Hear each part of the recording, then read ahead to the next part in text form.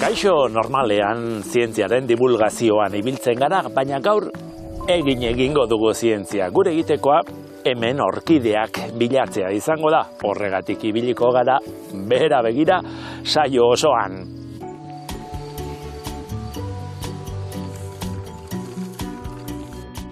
Arantzadik antolatzen duen orkidea bila ekimenari buruz hitz egingo dugu jarraian. Proiektu honetan jendeak egin behar duena da orkideak lokalizatu, haiei argazki pare bat atera eta bidali, Euskal Herriko orkideen mapa osatzeko. Herritarren zientziaren adibide garbia da orkidea bila, baina badira adibide gehiago ere gaur ikusiko dugunez. Zientziari ekarpen bat edonork egin diezaioken erakusgarri. Nik, guk eta zuek has gaitezen.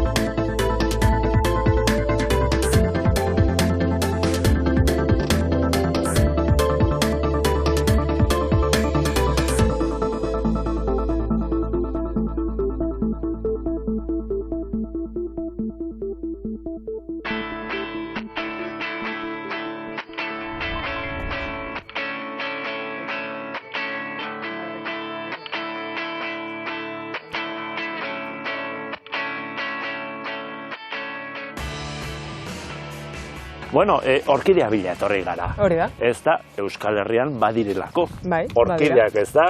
Asko uste dute ez dut, edo behintzat etxekoak ezagutzen dituzte, baina badaude Euskal Herrian ere. Orokorrean beti dugu irudi hori etxeko orkidea tropikal horiena. Hori da, dendan dietan, saltoken dietan saltzen dituztenak.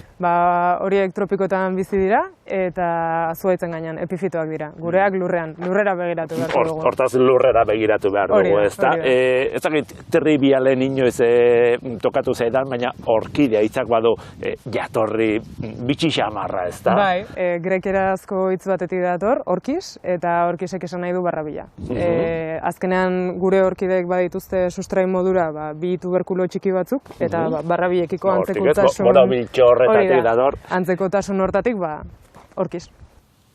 Gasteizik bertan gaude. Bai, Olarizuko lorategi botanikoan gaude, eta maiz pentsatzen dugu horrelako espezie bereziak ikusteko urrutira joan behar garela, edo behintzat naturguneetara joan behar garela, baina hementxe bertan batzuk ikusiko ditugu.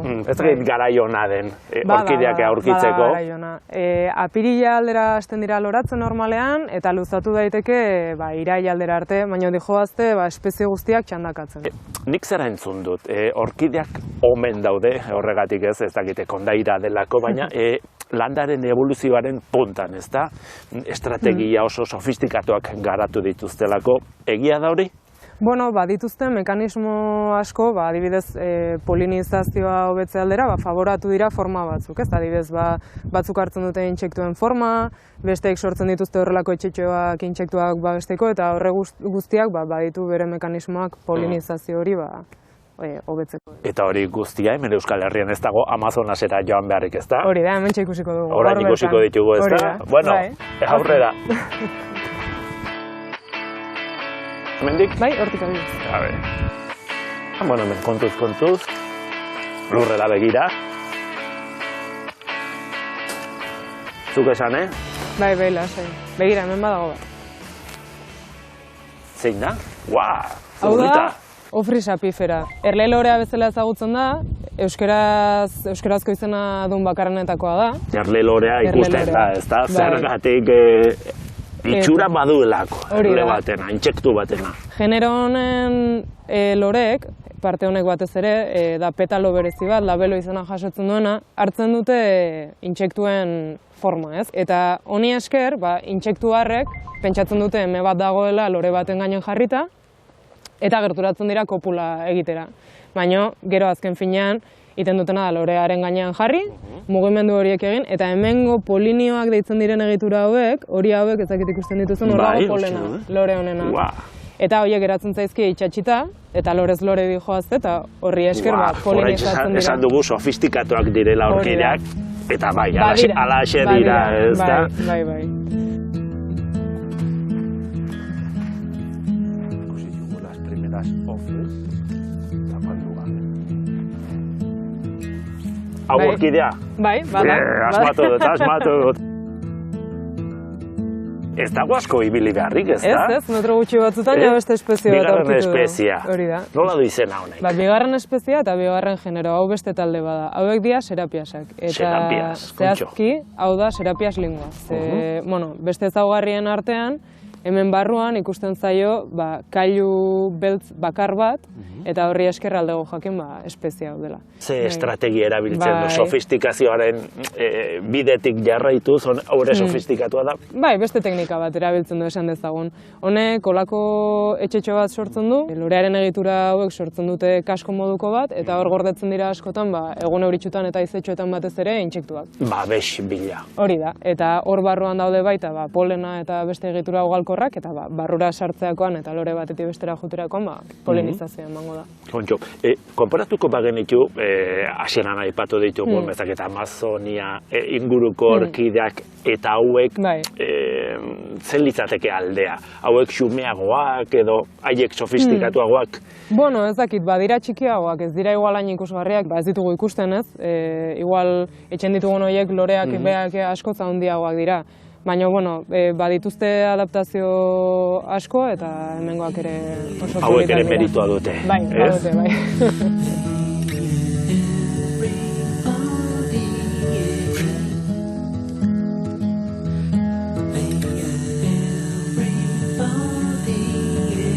Hori urrutetik ikusten da, ez da, ze kolore ederra duen. Haundi xamarra eta oso koloretxo, bai.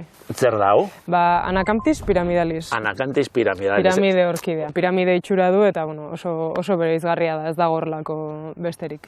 Ederki ari gara pasatzen zurekin, ez da, baina orkidea bila proiektuak badu helburu zehatz bat, ez da? Bai, baditu batzuk, alde batetik biltzen ari gara orkideaen banaketa, orkidea basatien banaketa Euskal Herrian, baina bestetik bada orkideak behaiek ezagutzera ematera. Lehen hitzen dugu pixkat ez, nola publikoak igual ez dituen bertakoak ezagutzen. Helburu praktiko bat ere badu zuentzat, ez da? Botanikarien, ez da Euskal Herriko orkideen mapa osatzen duzu, jendearen laguntzaz. Hori da. Azkenean, gaur egun arte guk behintzat ez dugu horrelako datu baserik euki orkideen inguruan, eta honek asko laguntzen digu, eta beste modu batera ere, herritarrei kontzientzia hori garatzen laguntzen die, eta bere egiten dute proiektua ere. Horrelako ekimenek badute izen bat, eta da herritarren zientzia. Arantzadin askotan egin duzu, ez da? Sugeak, lilipak, herritarrei laguntza eskatu, eta balio du, ez da? Herritarren laguntza horrek zientzia egiteko. Hori da, lortzen dugun informazioa oso garrantzitsua da, adibidez, kanpaina honetan ari dira agertzen mehatxatuta dauden orkidea batzuk, eta horien berri eukitzea oso garrantzitsua da, distribuzio edo beraien banaketaren berri izatea kudeaketarako oso garrantzitsua da. Bai, ez da, nola esaten dana, ezagutzen ez dela maitatzen, ez da? Gaur orkideak ezagutzen ari gara. Bai, lehenengo pauso bat ere badago, ez? Izena ez duena ez da ezagutzen, ezagutzen ez dena ez da maitatzen, ondorioz zaintzen ere ez, ez? Orduan, ezagutzea importantea da, kontserbazioa. Eta horretarako balio du orkidea bila proiektuak.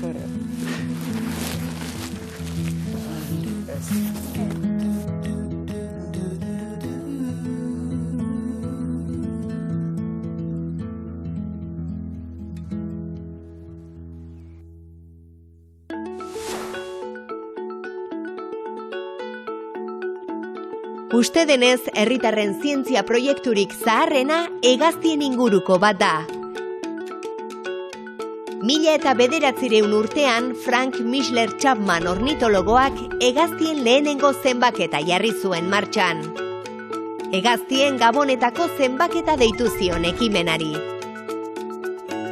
100 lagunek erantzun zioten bere deialdiari, eta gaur egun oraindik ere martxan jarraitzen du. Herritar horiengatik guztiengatik ez balitz, proiektuak ez zuen 123 urte iraungo. Herritarren zientziaren oinarria horixe da. Publiko orokorrak zientzia ikerketa ekintzetan parte hartzen du. Edonork egin ditzake ekarpenak, inguruaren ezagutza, ahalegin intelektuala, edo bere erreminta eta baliabideak eskainiz. NASAk esaterako une honetan herritarren zientzian oinarritutako 36 proiektu ditu. Horietan, izen handiko zientzialariekin elkarlanean aritu daiteke edonor, kometak, asteroideak edota planetak deskubrituz. Aurora borealen irudi hauek ere NASAren proiektu batekoak dira. Aurora Saurus izena du, eta bere helburua da aurora borealen berri izatea eta denbora errealean mapa batean erakustea. Horretarako jendeak Twitterren eta webgunearen bidez egiten dituzten ekarpenez baliatzen dira. Euskal Herrian zailki arituko gara aurora borealen izan, baina bestelako herritarren zientzia proiektu batzuetan parte har dezakegu. Esaterako Arantzadik antolatutakoetan. Kasu honetan, sugeen inguruko informazioa eta argazkiak bildu nahi dituzte. Ez bakarrik bizidun hauen inguruko ezagutza areagotzeko eta datu basea elikatzeko, baita gizartea sugeen garrantziaz kontzientziatzeko ere. Izan ere, animalia hauek funtzio garrantzitsua dute ekosistemetan. Hauek dagoeneko Twitterren argitaratu diren irudiak dira. Argazkiak bidali dituztenak sugezain izendatzen ditu Arantzadik. Era horretan, sugeen ospea hobetzen laguntzen baitute. Kanpaina uztailean amaituko da, eta ordurako 100 naipu lortzeko erronka jarri diote euren buruari. Hortaz, izan kamerak eskura, eta adi suge eta orkideei.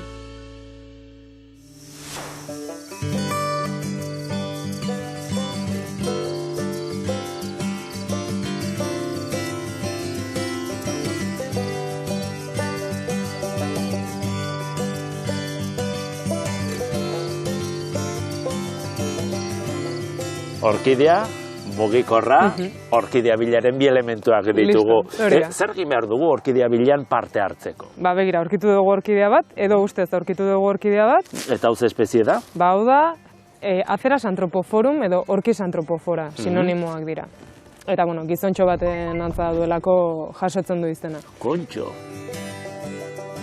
Ustez topatu dugu, eta atera bardizkiogu bi argazki. Bi argazki. Landarea bere osotasunean, eta aldan gertuena ezaugarri denak ikusi ahal izateko. Ia, aterako diot bere osotasunean lehenengoa. Bat, eta gero gertutik? Gertutik, bai, aldala bai. Hortxe, eta orain? Orain, kokapena gorde, maps bitartez, GPS-a dugula, edozein mekanismo erabilita kokapena gorde, eta Twitter bitartez, orkidea bilatraola erabili. Zuei bidali, ezta? Hori da. Twitter bidez zein posta elektronikoz bidali daitezke argazkiak eta koordenatuak. Hauek, herritarrek Twitterren orkidea bilatraolarekin egindako argitalpenak dira. Apirilean kanpaina hasi zutenetik, 400 ekarpenetik gora jaso ditu Arantzadik. Euskal Herriko txoko askotatik bidali dizkiete argazkiak. Hortaz, edozein tokitan bizi zarela ere, seguru baduzula orkidea basatiren bat uste baino gertuago. Eta ez mendi inguruetan bakarrik. Erabiltzaile honek esaterako, lantokiko aparkaleku alboan topatu ditu. Eta beste honek, bide bazter batean, elkarrengandik oso gertu 5 espezie aurkitu ditu. Eta hau, orkidea bat alda. Zalantza horrekin igo zuen argazkia herritar batek. Tadik argitu zuen, ez da orkidea bat, digitalis purpurea bat baizik, kukupraka alegia. Dena dela, Halako argitalpenak ere ongi etorriak dira. Kasu guztietan, Arantzaditik erantzun egiten dute orkidea den ala ez esanez, eta hala bada, zehazki zer espezietakoa den argitzen saiatzen dira. Orain arte herritarrek topatutako orkidea gehienak Ophrys, Serapias eta Orchis generokoak dira. Irudiko hau Orchis italica bat da, mehatxatutako espezie bat da, kalte bera mailan sailkatuta dagoena. Espezie honen bi aipu jaso izana bereziki baliagarria izan daiteke. Hortaz, denontzat irudi ederrak biltzeaz gain, zientzialarientzat oso informazio erabilgarria bidaltzen ari dira herritarrak.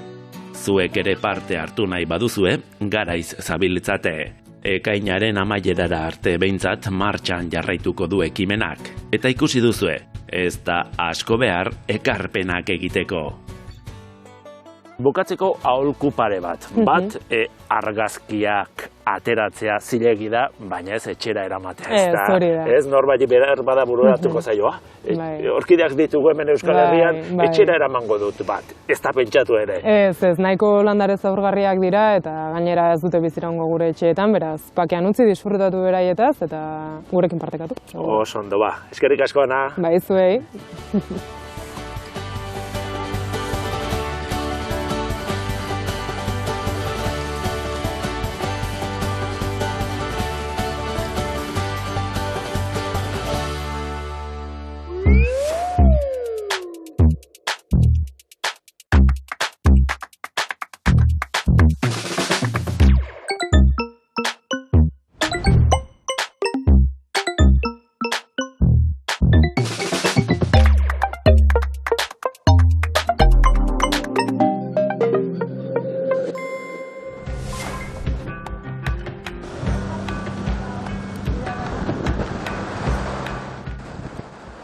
Orduan, koordenadak ez, baina hemen apuntatu alduzue ikusten dugun, adibidez.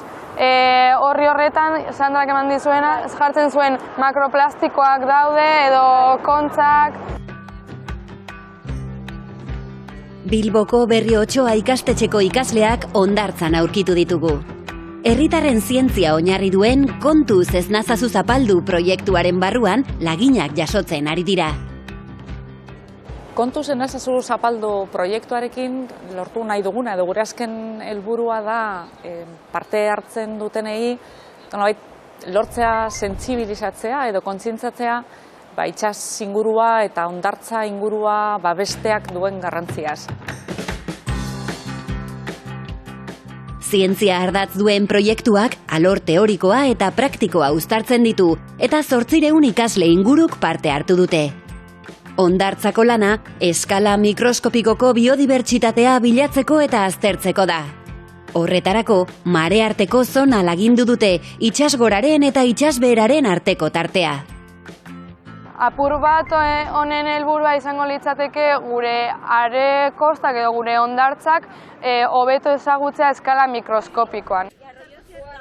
Ezagutza bakarrik ikuspuntu biologikoa lantzen duen proiektu bat, hemen zientzia guztiak lantzen ditugu eta baita ere, esango nuke artea edo giza zientziekin lotuta dauden beste ikuspuntu batzuk baita, ez? Plankton lagina.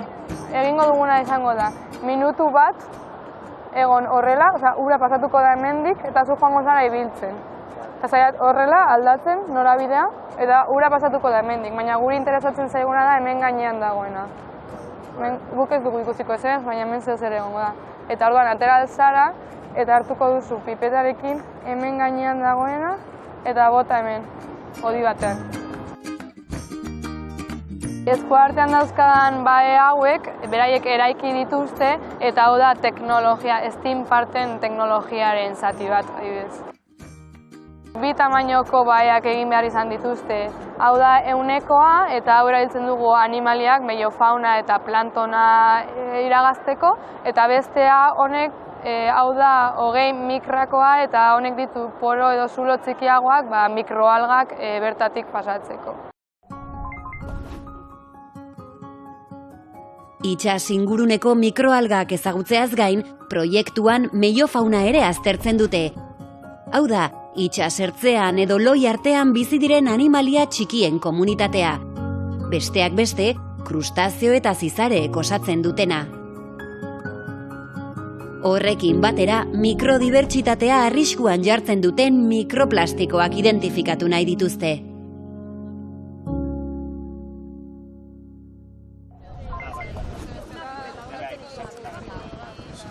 Zientzia, matematika eta teknologia konpetentziak uztartzen ditu besteak beste Plentziako itsas estazioko ikertzaileek abiatutako ekimenak.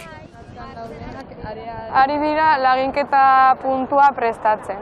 Orduan, egingo ditugu 5 lauki, baina laginak 3 laukitik.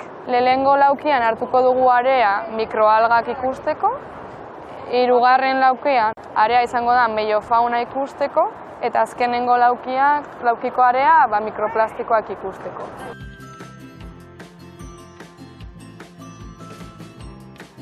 Disiplinartekoa da, badaukagu ingeniaritzan aditua den pertsona bat, kimikari pare bat, zenbait biologo, ingurumen zientziak ikasi dutenak, eta pentsatu genuen merezi zuela martxan jartzea, eskatu genuen diru laguntza zekitera, eta baita ere gure unibertsitatearen laguntzarekin lortu genuen finantziazio hori. Laginak hartu ostean, laborategiko lana dator. Laginetan jasotakoa ikusi, aztertu eta zenbatu egin behar da. Horretarako mikroskopioak behar dira. Orain zentratuko gara eskala mikroan, eta horretarako erabiliko dugu mikroskopioa. Organismoak identifikatu egingo dituzte, sailkatu, argazkiak atera, datu base bat osatu eta ondorioak atera. Egin behar dutena orain da mikroalgak, meiofauna eta plankton laginak, apuntatu ikusitako espeziak eta haien ugaritasuna, eta gero mikroalgekin bakarrik egingo duguna da kontatu zenbat mikroalga ikusten ditugun gure laginean.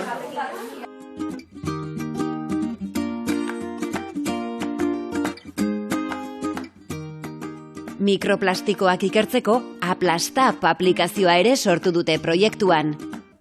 Irudi analisi baten bidez, mikroplastikoak automatikoki kontatzen ditu eta haien tamaina zehazten du. Gaurkoan Plentziako itsas estazioan hezkuntza arautuko ikasleak ikusi ditugu, baina proiektua jende gehiagori zabalduta dago. Ahalegin handia egin izan dugu, zabaltzeko proiektuan parte hartzeko aukera, hezkuntza arautuaren barruan, nolabait dibertsifikazio kurrikularreko ikasleak, ingurumenaren sentsibilizazioa lantzen duten taldeak, baina baita ere gizarte bazterkeria inguruan edo tarte horretan egon daitezkenak, ezgaitasunen bat edo duten pertsonak, hau da, badaude kolektibo batzuk, normalean divulgazio zientifikotik urruti egoten direnak.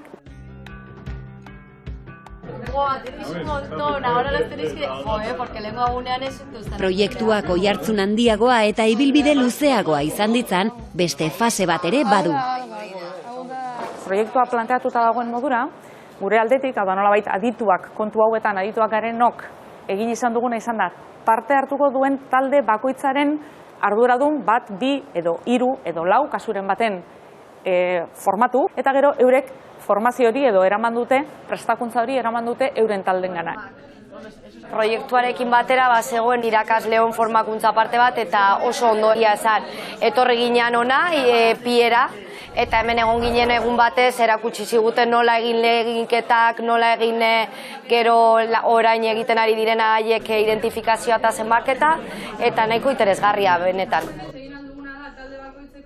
Ikusi genuen aukera proiektu honekin nola ingurumenen parte hori ateratzea ikastetxetik eta holan proiektu baten bidez lantzea dana. Eta orain bebai aurkitzen dituztenean holan bitxitoak eta holan emozionatu egiten dira. Nik uste ondo hartzen dutela. Kontuz ez nazazu zapaldu proiektuaren lehen edizioko emaitzak, Ozeanoen nazioarteko eguna aprobetxatuz partekatu dituzte, eta herritar eta ikasle ugari bildu dira ekitaldira. Antolatzaileek proiektuaren balorazio ona egin dute eta mezu argi bat ere zabaldu nahi izan dute. Dibertituz ikasi eta hausnartu daitekeela.